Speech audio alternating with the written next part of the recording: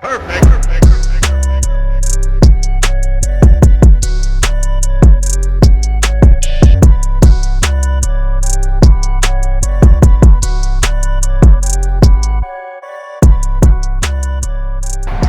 up guys, this is Austin from AP Expedition. Today we're doing something kind of cool and different. I got my buddy Scott here with his Scout International, and yeah, we're just going to give you kind of a quick walk around. I did a cool photo shoot with him not too long ago, and yeah, this is kind of his like restoration project. So yeah man, thanks for coming out. Yeah man, no problem, thank you. Yeah, what year is this thing? So what it is, it's a 1979 International Scout. It's actually a Scout 2.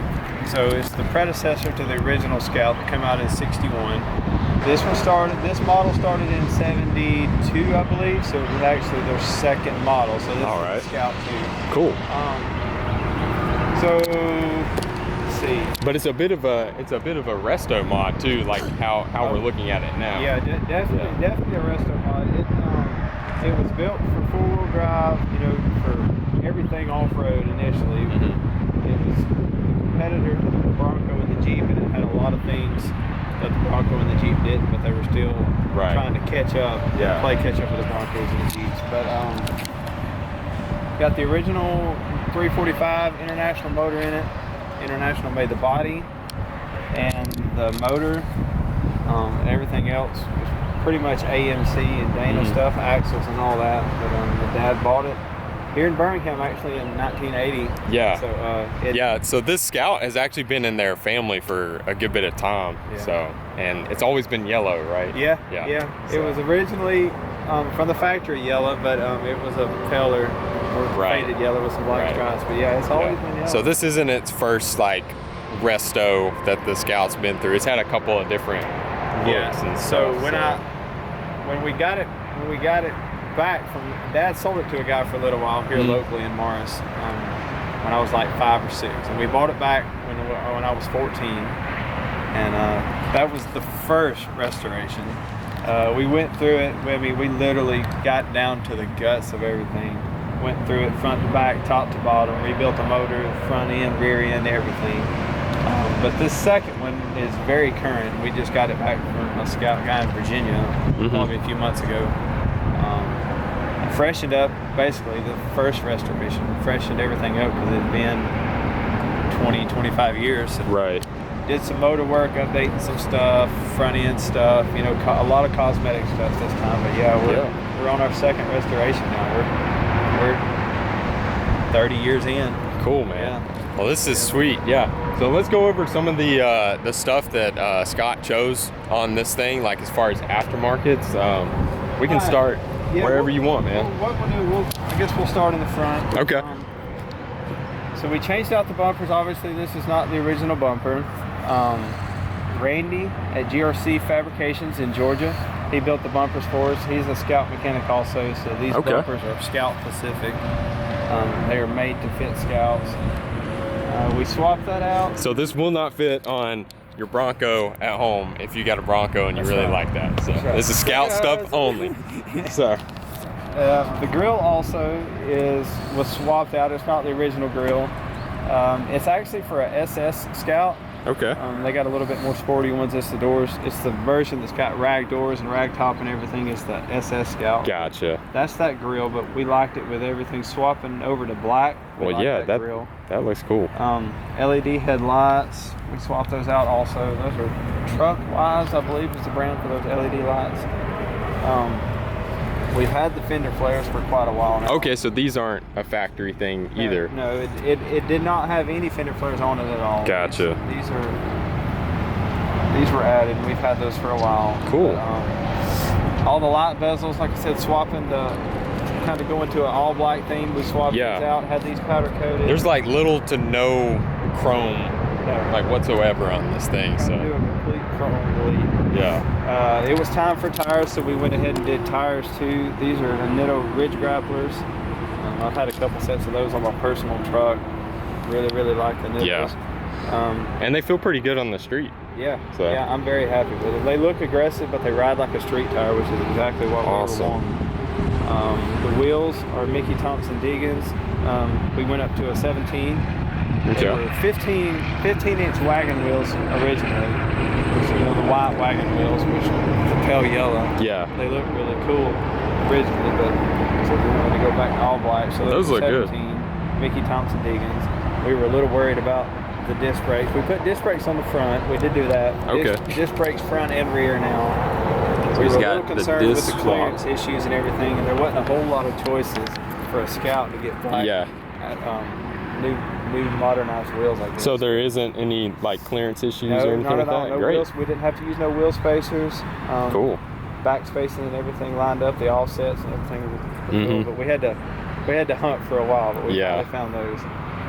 And these Nerf bars are pretty cool. Step bars. The same guy that built the bumpers, Randy GRC in Georgia. All right. He built those two.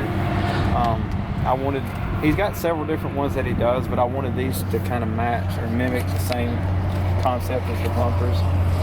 So he built those for us too, and they were just welded on. Like I said again, they were built to fit a Scout. So Mike at Scout Co. that did all the work, he literally just shipped it to him, and he bolted them right on and tack welded them. Mirrors, these are new mirrors, again going with the black theme. They're powder coated also. These were chrome, we deleted those. So powder coated those. Door handles. Yeah, those are powder slick. coated those. Those are black powder So a lot of powder coated bits on here. Yeah. One thing always leads to another. If you look close enough, there's a little bitty hidden gem behind that wheel on that frame rail. There's like a fuel pump that may or may not be for fuel injection. Okay. Yeah, this has a and we can pop the hood on it in a minute. But yeah, it was a fuel injected swap that Scott put on here. And we'll take a look at that in a minute. Chrome tips too, you know this, if you do one thing always leads to another, so we have to swap out the chrome exhaust tips. Yeah. Black, they're powder coated as well.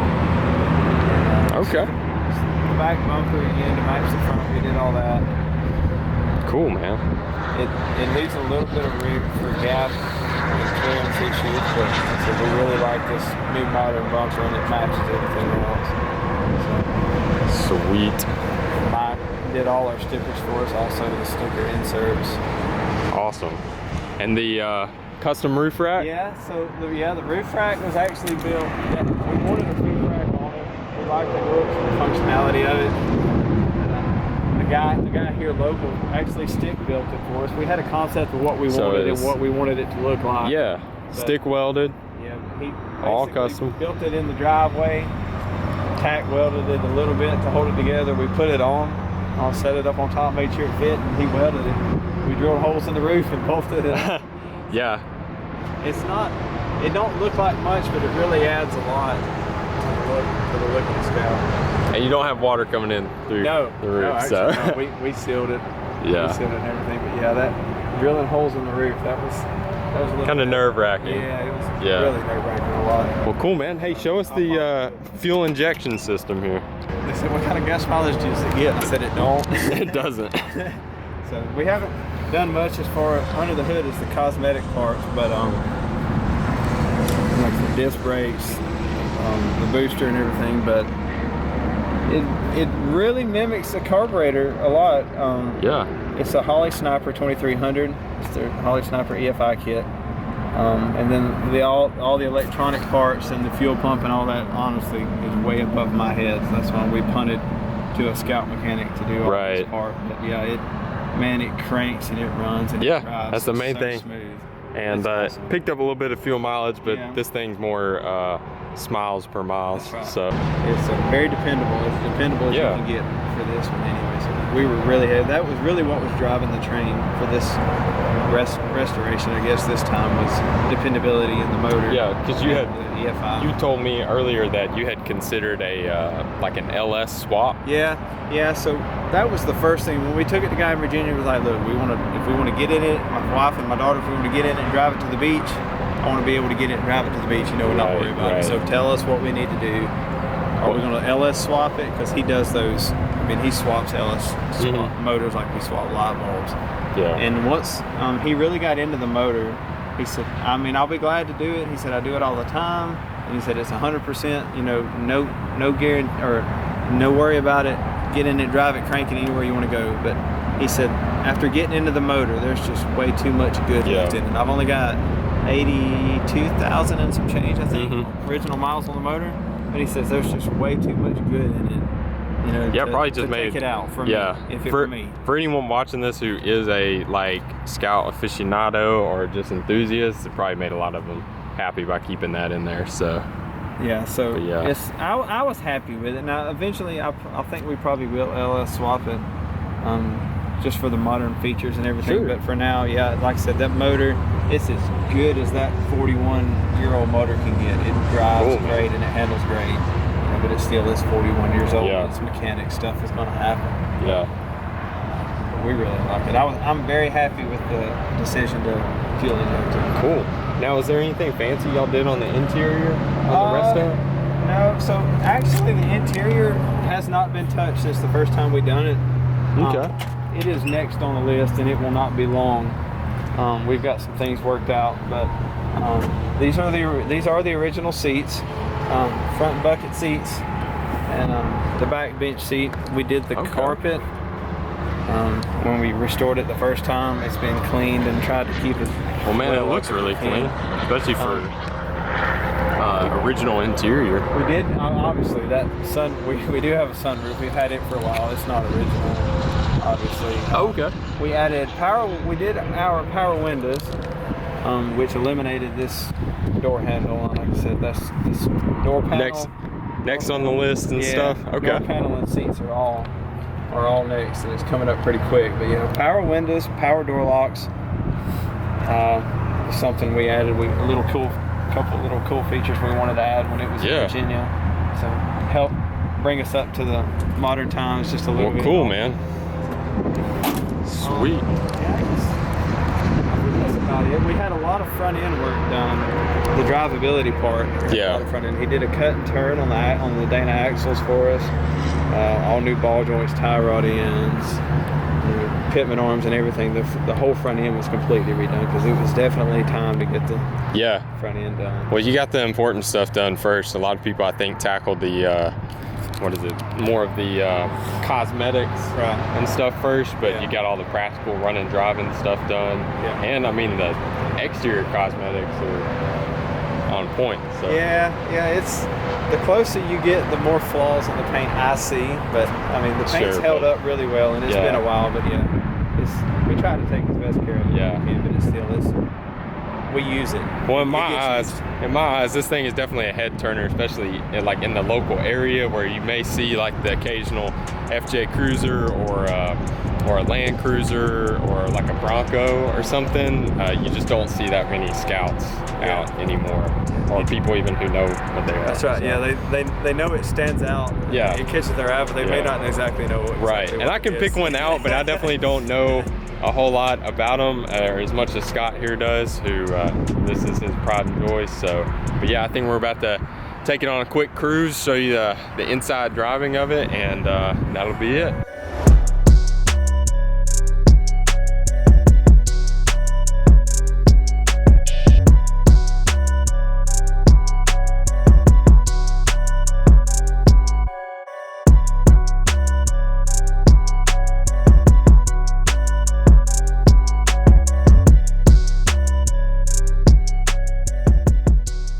So this is kind of like y'all's weekend family getaway vehicle. I mean, you could daily it if you wanted to. Yeah, so I don't drive it to work, but other than that was the whole thing. Like I said, with modernizing it, and the second RestoMod is I want to be able to drive it. If I want to get in it, crank it, drive it. We go out on a date, we go on a weekend getaway to the woods, we go hiking. I want to be able to drive it. So yeah, we're using it for its purpose. That's what it's for. That's what we enjoy doing. Cool, man. Yeah. And it gets to the grocery store a few times too. You know, but that's what I do with it too. Yeah, dude. That's cool. Well, the Scout has its own Instagram too, right? Yeah. In case people want to follow the build. So, yeah, if you want to, if you would like to do that, it's Bele, BELE 79 Scout. Cool. Yeah, definitely check out Scott's Instagram if y'all want to follow what he's doing with the Scout and where it's going to be going and trips he takes it on and stuff. But yeah, dude, the sunroof is a nice touch. Yeah, I got that. Let's see. That was really one of the first things I changed after we restored it the first time. For some reason, 18-year-old Scott wanted to add a sunroof to a four-wheel drive SUV. That was probably 2001, 2002, I guess, maybe, yeah. Right after I graduated high school. And let's put a sunroof in it. Well, it doesn't have Lambo doors, so No. I mean, No. 18-year-old Scott didn't do that. That's right. It's not The bad. hood does open backwards, but that's about all we got. The hood opens backwards and it's got a sunroof. No, it's a big hunk of metal, man, going down the road. It's not going to be super quiet. It's not aerodynamic, I guess I'd not say. at all. Yeah, I wish I still had my Jeep for the channel's sake, because I'd be showing a lot of that content. But yeah, my TJ, you know, had a completely flat windshield and mud tires, and yeah, that thing, at best, I only did like maybe 75 going down the interstate, and it was just loud, especially with the rag top. It was loud, so. It's part of the, to some degree it is part of the experience. You got a 41-year-old vehicle, you want to appreciate the 41-year-old stuff, but still it's like I want a little bit of modern too.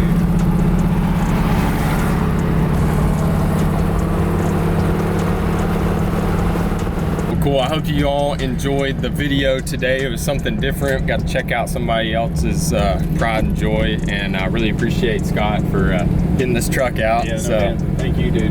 yeah. So be sure you follow him on Instagram. Check out my Instagram if y'all want to see what we're up to lately, and stay tuned for more videos like this. Peace. See you guys.